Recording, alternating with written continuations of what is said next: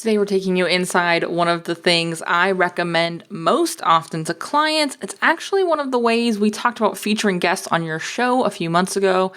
It's case study episodes. It's bringing your clients on to have a conversation about what working with you looks like, about the results that they've seen, really demonstrating the lived experience of your work. And today we're going to talk about how to do it. Welcome to Uncommonly More with Stacey Harris. I am Stacey. I'm the host of this show and the CEO of podcast production agency Uncommonly More. My team and I work with podcasters just like you to shift shows from frustrating time sucks to productive members of sales teams with professional, strategic podcast production. You know what? I think that's enough. Let's get into the show and we'll talk more there.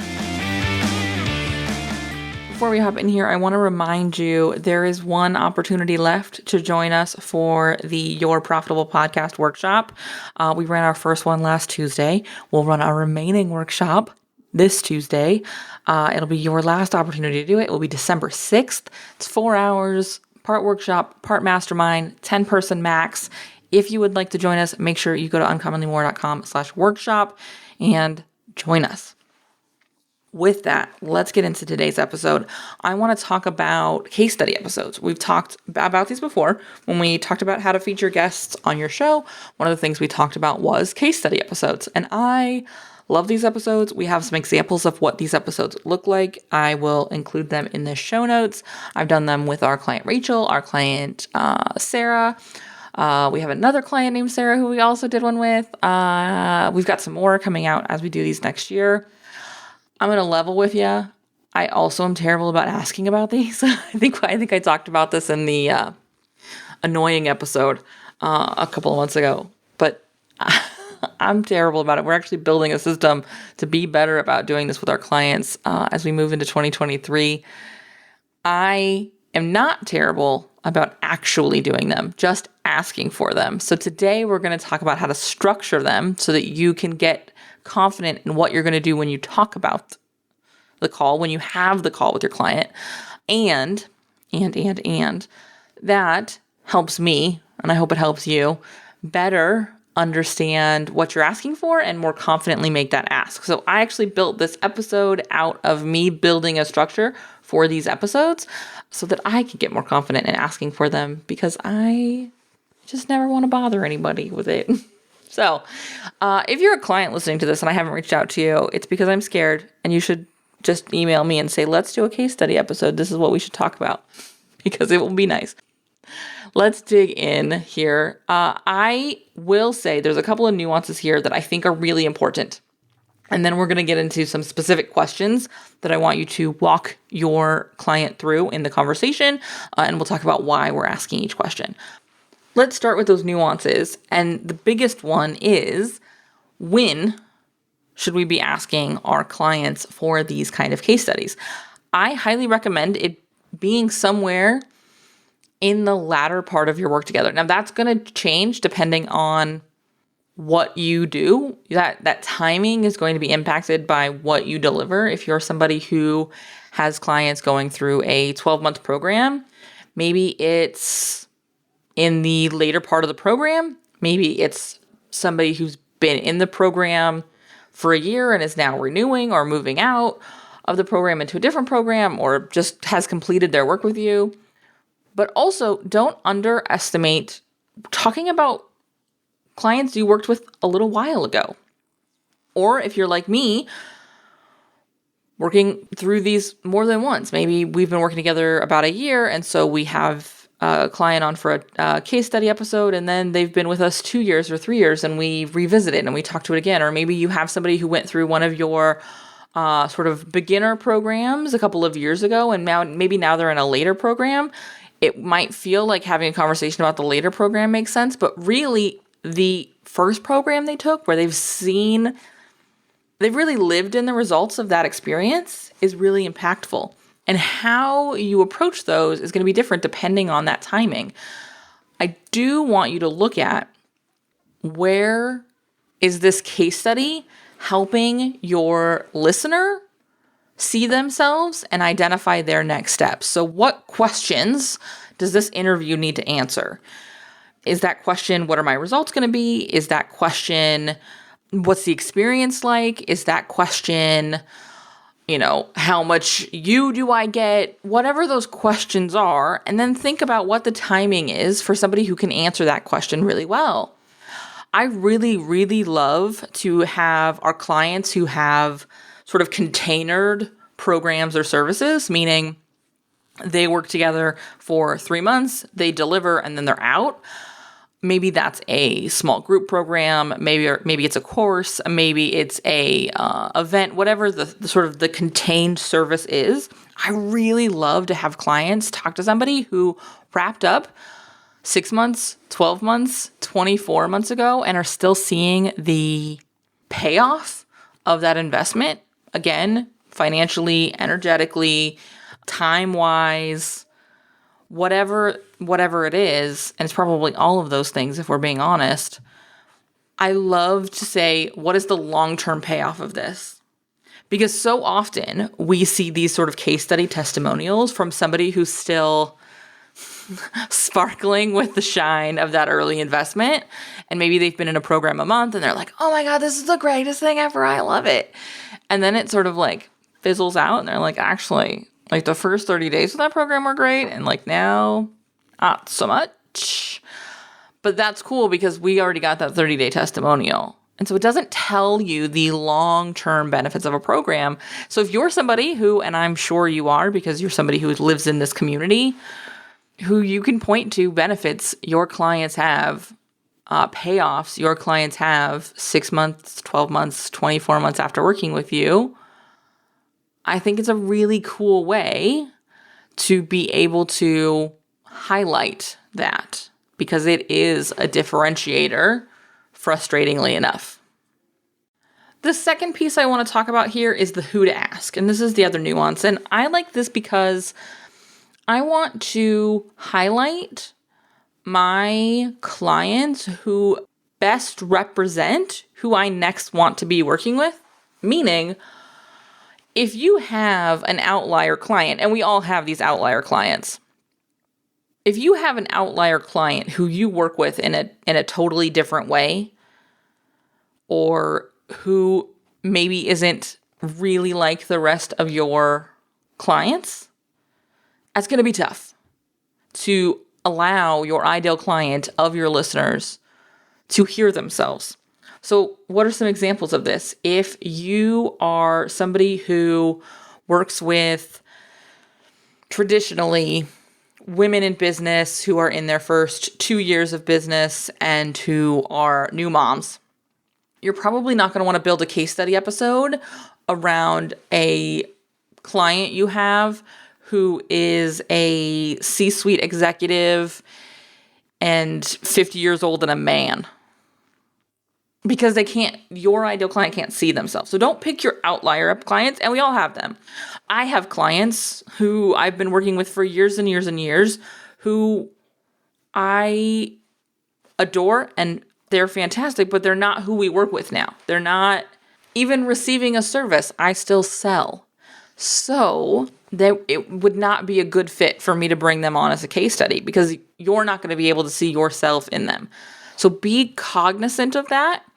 It doesn't make those clients bad. I'm not going to fire those clients. They're fantastic. I adore them.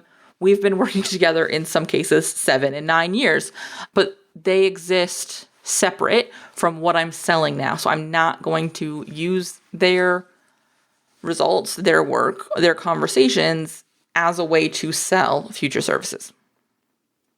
With that, I want to get into some of the questions to be asking during these case study episodes. These are testimonial-focused questions.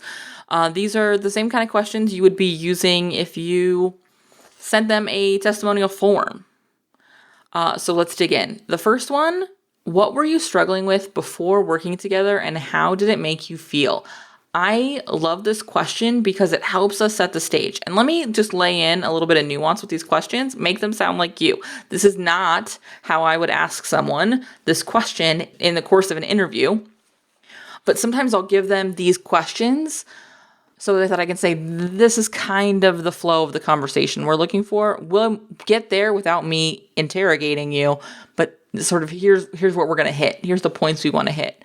This one's really important because I want you as the listener to hear yourself, where you are now. I want you to hear that, like, A, you're not the only one. Let's normalize the discomfort you're currently feeling because you're not screwing this up. It's just you don't currently have the support, the information, the tools, the whatever the thing is you sell, right? Number 2, how did you know you were ready to get support? So for this, because it could be outsourcing, this could be hiring somebody, this, like, how you phrase that, it's going to depend on what you sell. So we talk about this. How did you know you were ready to hand over production? What were those indicators? Because again, we're helping the listener see themselves. Oh, I've got that. And they're almost checking boxes in their mind. Check, check, check. I'm ready. And then we move into number 3. Did you have any concerns or fears around hiring our team? And how did we resolve those? And I like to say we when I talk about resolving those fears, because I always want to encourage my prospects, my leads, my potential clients to come to me when they're not sure we're the right fit and say, hey, this is why I'm not sure we're the right fit. Because A, I can say, oh, you're absolutely right. We are not the right fit. Let me help you. And I can then go, oh, I know so-and-so who is a really good fit, or so-and-so can help you solve that problem. And then we are a good fit. But you got to talk to me just in the way that I want my clients to come to me and say, hey, I want to try this. Hey, could we do this? Hey, could you also support us with? I want them to start being comfortable asking me questions around their concerns and fear from the beginning. So I'm going to highlight what those might be when I'm having these conversations with an existing client. And so again, you as the listener can see yourself, oh yeah, I'm nervous about that. Because A, I get to speak to that fear right there on the call. But I'm going to also talk about how we resolve those together. Oh, I wasn't sure it was the right time. I didn't know if I needed to figure out this and this. I talked to you and we really discussed A, B, and C. And that's how we decided that we actually initially waited 6 months and then we started working together. Or you recommended XYZ person. I closed this issue and then we started working together a year later. Or we were able to actually roll that into our work together, or whatever that solution was, because I want to normalize talking to me. Next one, why did you choose our team for this? I really like this because it helps highlight why we're a fit. Again, I'm almost allowing the listener to sort of build a checklist and go, oh yeah, I want that, I want that, I want that. Oh, there must be a fit for me too. Moving into our last couple of questions. What is your favorite part of working with our team? This is just where I'm blatantly getting people to say good things about us because they're true. But also I find that most often what people, and this is something I like to do to kind of change this question up, most people, the thing they were excited about having is not the thing they're most excited about having once they have all the things. I hope that makes sense.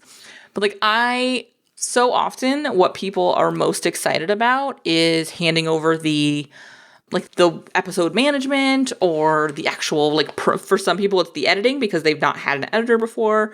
For other people, it's the show notes because maybe they had a freelance editor, but they were still doing the show notes. It's different, but it's usually some sort of deliverable.